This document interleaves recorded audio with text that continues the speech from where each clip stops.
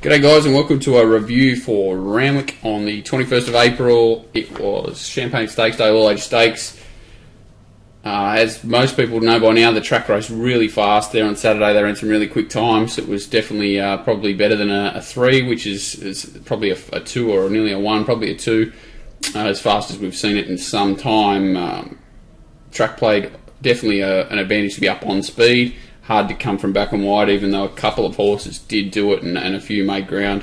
Definitely an advantage to sort of cut up the inside if you wanted to make ground and get out late or be up on speed throughout. So sympathetic to those back that came wide. No, not so much to the ones that come up the inside unless there was a slow tempo, which there weren't too many. There was not really any on the day. There were a couple of steadies, and there were quite a few steadies and a couple of fast tempos. So not too forgiving to those that come up the inside. It's more the ones that had to sit wide and back or had to come from back and wide and really try and circle them in the straight. So first race of the day, the Highway Handicap Nick's Vendetta. Really good ride here from Michaela Weirs, probably the main highlight of the race. Not too much to be learned from it really. The first two were dominant over the rest. I don't think, I think the winner was dominant over the second horse ability wise. The race was won basically here where Michaela decided to cross the inside horses, make Bowman work, and on Orion Fire, and then at the end Orion Fire's vulnerable. This horse was jumping from 900 to 1200 Nick's Vendetta, which is never an easy thing to do, even though it did do it last preparation and won, but it was very weak late there. Did have to chase the tearaway leader, but still did a good job. Same setup here. This is the best work from Michaela Weirs here. Even though she's had to get the horse to steady a bit, she's made Bowman work to cross, and that's brought him undone at the end basically, and she's got more horse left than him. Northern River does a good job to hold on for third. Move this across so I can see the names. Fermanagh Lad, not a bad effort after sitting one out, one back, but that was probably the place to be. Forgive effort from Majestic Pradrill, who has a 3-month ban after bleeding. Not really anything further back that did a lot here. Keymaster trapped wide and didn't do a lot. No real excuses for the rest. So see Michaela Weirs gets over the top of Orion Fire late. I think that's Nick's Vendetta is just the better horse. Ori's really tough, got some speed, and he's an honest galloper, but I think Nick's just got a bit of class on him. Good effort, as you said, from Northern River getting home late if it goes back to its grade, same as Delivered. They can both probably run good races back to their respective right grades. Sorry, just dropped the paper. Second race. Benchmark 85, 1200 metres, and they ran scorching time here. Anatola, who did jump clearly in front, was restrained to sit behind the leader in Handfast. Eventually picks it up and accelerates away for a really good win. The other horse I kind of liked in this race, Chalk, was a complete forgive. I'll point it out. Test the World did a good effort after. It was a good effort after being under pressure quite a long way out. I thought Dissolute came from back in the field and did quite a nice little job. The horse that I thought might have got under the radar was this horse here, Miss Wonderland. I'll have a look at it also. So important at the start. See Anatola jumps, shows her customary good speed. Chalk had to put a few rough strides in there, was still up there, but then you'll see clearly decides to grab hold of the horse in a second, and that basically put it well and truly out of play. Handfast crosses them. The other horse I'm going to highlight late here is Miss Wonderland, and I didn't think Pelorus Jack did a bad job either back in the field from a first up point of view. I thought they were kind of the horses to follow out of this preparation. Tessera raced quite fresh from the year off and can be forgiven as well. So Chalk's out wide and working. Anatola, the winner, sits outside the leader. I was a bit worried when Josh Parr didn't take the front early when it kind of was there presented to him, but Randwick tend to be off the fence, so it's, you know, when you're travelling that well, it's not too bad, and you can't really get dictated to from that position. So he's obviously known the horse that he's had under him and had the winner in his sights at all times. Again, these are the horses we want to particularly look at in the straight. Miss Wonderland late, Pelorus Jack knocks up, but did a good job. Under the pump early here, Test the World in second, gets off the bit, and Chalk a complete forgive out wide. Dissolute here. Well, he's going to the Wagga Town plate next start. He'll run a big race down there. So Anatola, when asked the effort here, quickly gets the leader, given one, and you see her really lengthen in a second. Here she goes, put some good margin on the rest of them. Dissolute's closing off nicely, and this run here I thought was a nice little quiet run through the line without any pressure. Miss Wonderland, I thought through the line she was quite okay first up for a horse that just wasn't suited there.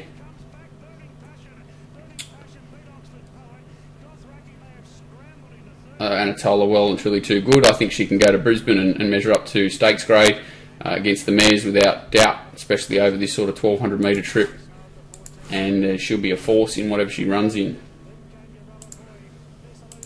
Hallmark Stakes Race 3, even tempo, only solid pace here and a solid time.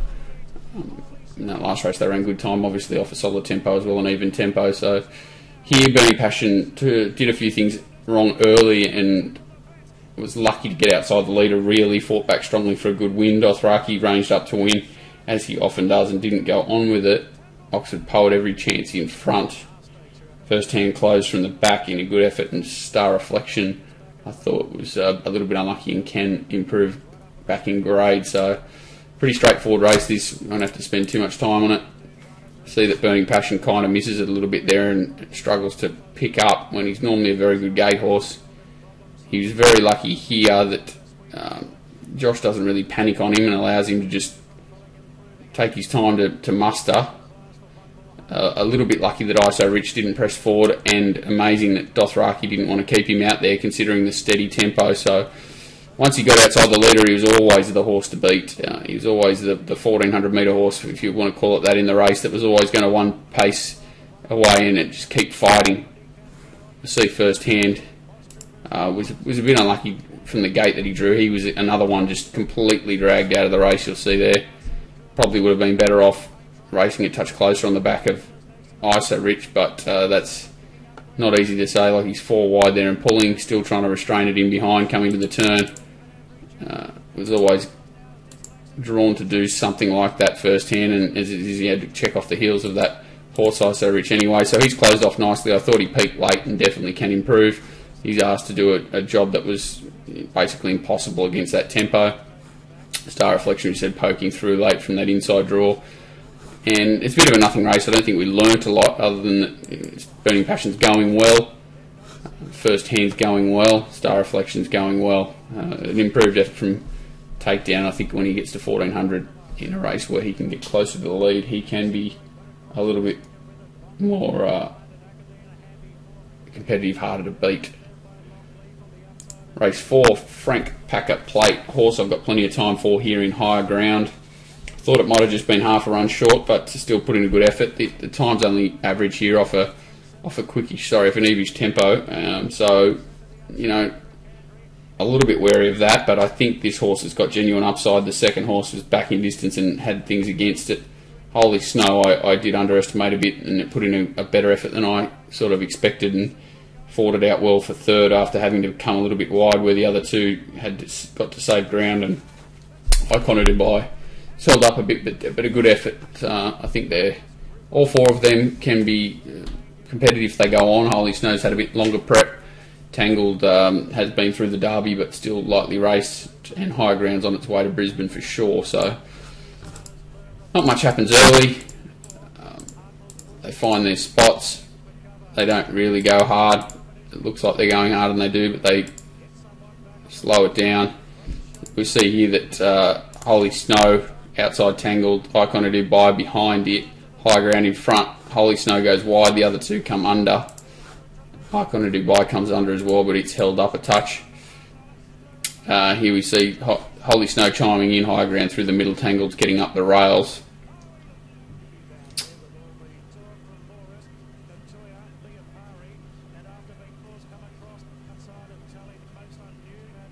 Just a tough middle distance type, and you do have to factor in a bit that the winner was ridden by Glyn Schofield here, and he has been put out for 2 weeks with a bad back. I think he was stretched out halfway through the day here, so you have to allow a little bit for that. It would have been tough to ride this horse out, even though he's a high quality jockey with a back issue, so allow him a bit of improvement just for that. And he's going to be competitive when he heads up to Brisbane for mine. As we said, not a lot to be learnt there, but I think the first 4 across the line, higher ground, Tangled Holy Snow and Icon of Dubai are racing well enough to be competitive in anything they contest. Race 5, good race this, fast tempo, solid time. I think we'll learn a little bit from this race. The winner's obviously a good horse, had the tempo to suit, but did have to overcome that swooping lane, which looked a difficult thing to do there, for sure. So Dyslexic cuts up the inside after copping a bit of a check early. Manicure had its chance. So Far So Cool pulled up with an injury, so it did a pretty good job. And I thought the horse that was enormous was Les Dunavana, second up here, jumping huge in grade up to Group 3 level off a mid-week win. So we'll point the horses out here. Dyslexic jumps well early. This is it on the inside. So Far So Cool. Liz Dunavana's out wide, the horse I want to highlight. Moss Trip misses the starter touch, it's back in the field.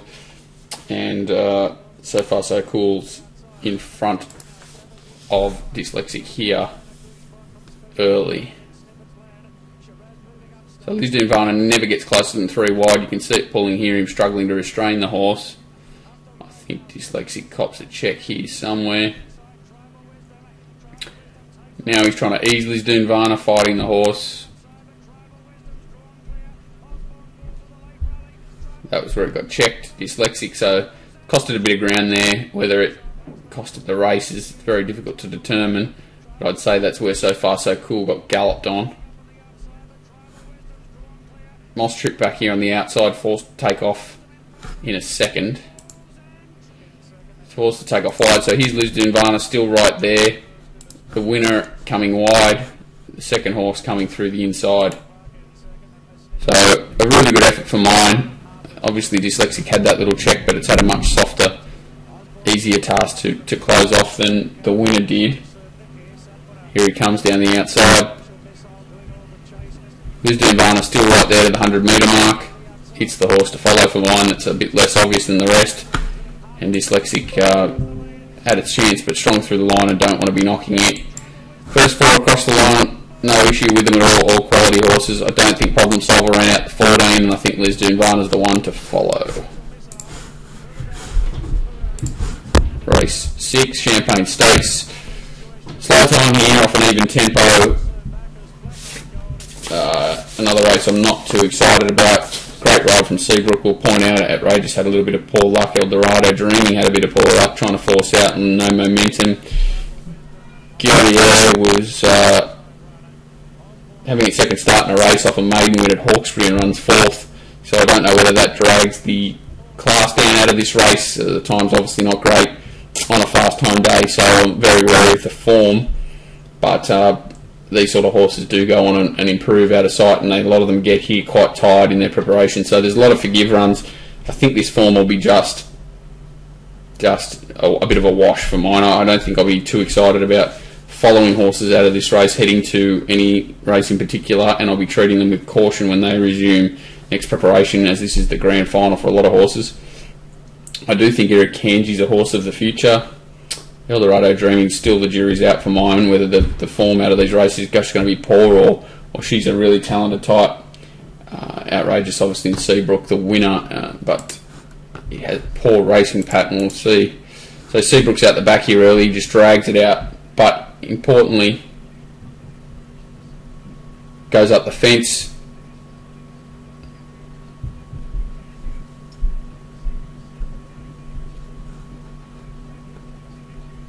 So Bondi took up a nice position on speed. Guerriere, I'm not sure I should listen to the call to find out how to name this horse here. Kanji, Eldorado Dreaming, Seabrook back second last.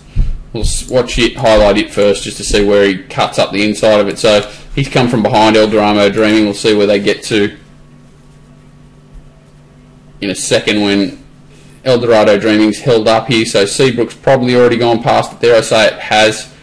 No momentum hold up. We can see that Eldorado Dreaming's trying to run into a gap that's not there currently and have to force a passage.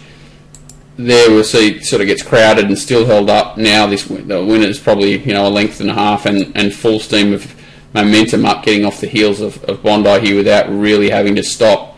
Eldorado Dreaming then has to quicken and try and catch a horse who raced basically 3 lengths behind him in the run. So spent more in the run, spent less in the run, got the run through, no momentum hold up, had to force out and spend petrol and then follow. So you could make a really good case that Eldorado Dreaming was dead stiff not to win here.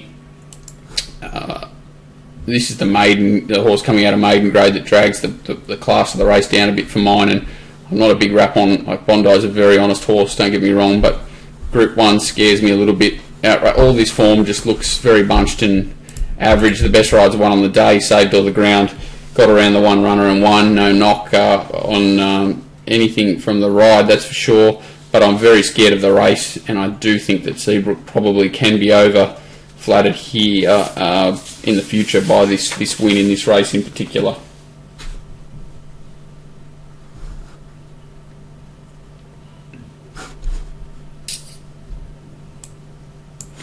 Race 7, All Age Stakes. Trapeze Artist, rock solid winner, 6-4 or $2.40 in closed in betting. Luramain certainly made it work for the win, coming off a much better effort last start, put the writing on the wall there, raced forward this time and stuck it out well. Showtime tried hard, it had its chance certainly in front and suited back to 3-year-old grade. I don't think this is a veteran's Group 1 weight for age race, but no knock on the winner, he's super honest. The map looked great for him and it worked out well for him. Murakeb, the other 3-year-old, probably the other one that going back to its right grade can run a race, but not a race we're going to learn a lot from here, I don't think. It kind of panned out early. It did look like Showtime would come across after allowing Trapeze Artist to cross. Showtime would cross it, and every chance that Lara Main would be the one to push forward. So it worked out perfectly here. Nothing happens in the run.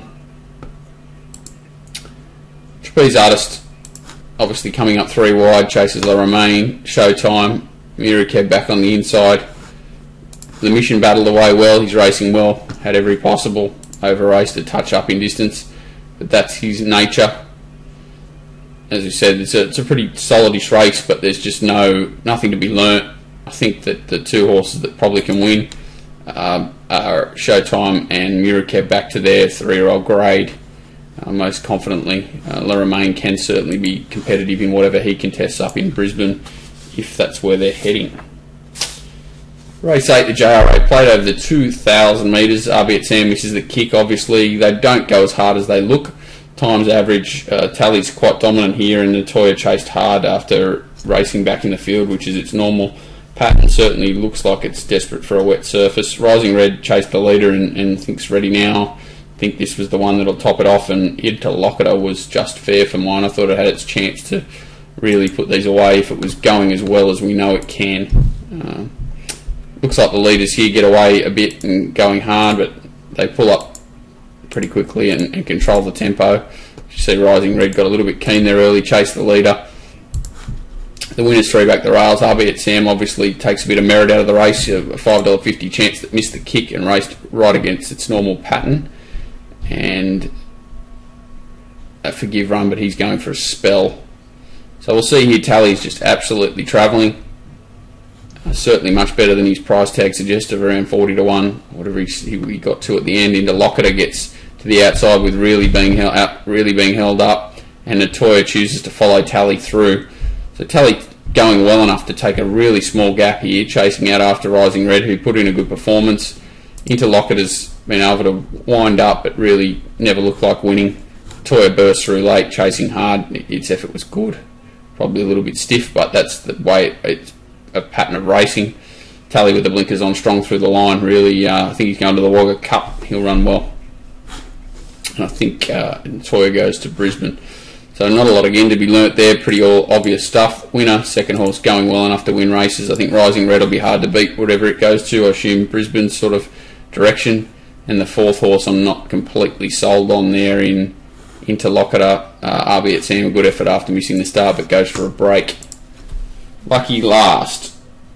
Good little race there, so I was hoping they'd go a little bit slower. I was against the favourite Osborne Bulls, and was very lucky to get away with the result.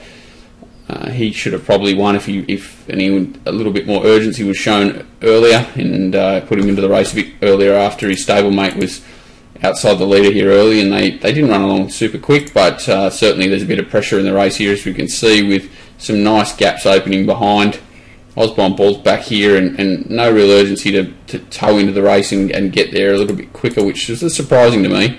I thought the winner did a good job in Tribal Wisdom, so that the highlight runs for mine, and the leader, Savapinski, who was first up. This horse, Special Missile, certainly improved a lot. Tribal Wisdom chases through, tries to get to the outside, checked, goes back to the inside, which is never easy for mine to do. We'll see here, he balks to the outside, quickly changes his mind, goes back to the inside, sprints quite sharply. Here's Osborne Bulls coming down the outside, just giving away too big a start as it turned out. But I do like how the winner's quickened a bit here. He's obviously chasing a horse who's a little bit tired, first up 1400 after working. I thought Special Missile did a good job to kick on here, and if he finds a race where he can dictate speed next time out, he'll be very hard to beat. So good effort from Tribal Wisdom. He's really honest in that, did really look his race that he was set up to win. Osborne Balls will continue to run on, and he's just a tough horse. And here's the Flashing Light horse. I actually forgot about mentioning it early in the race. Go back and watch it at the start because it's worth watching. Obviously a horse that can race a little bit closer to the speed over further. They obviously decided that wasn't going to be the case here and grabbed hold, but what worries me is just how long they dragged it for. So it's still being dragged back on the outside here. You can't see it's outside of Osborne Balls, and you can still see it's being restrained in behind here for no real reason. Still raced wide, no cover. Wouldn't have mattered whether it was sort of 4 or 5 lengths closer, and I think it would have been in front of Osborne Balls and nearly been in the finish. You can see how well it's finished off. I know probably a long preparation ahead, and you have to be forgiving of the ride for that, but certainly it wasn't given its chance to win the race today. Its best chance. I'm not saying it was anything untoward went on, that's for absolutely sure, but given it a quiet ride today with it in mind that there's a preparation ahead and it was only a first up run, but an enormous effort, there's no doubt about that, even though the tempo wasn't really suiting and the pattern wasn't suiting. Both those runs were good. So Tribal Wisdom probably was his day. Well ridden, ran well. Osborne Bull's obviously a bit unlucky, but in racing very well. Savapinski can build off that. Special Missile can find the right race next time out, and I'm not sure about New Tipperary just winning wherever it goes second up, but if it does find the right race, I think it's obviously back in really good form and looks to have amended a few of its mannerisms and behavioural issues. So quite a few interesting things there. Horses going to Brisbane, horses that will come back next preparation, better horses. An interesting meeting all around that plenty of form will come out of, so hopefully we've learned a few things there and we'll have a bit of an edge going forward. Thanks guys.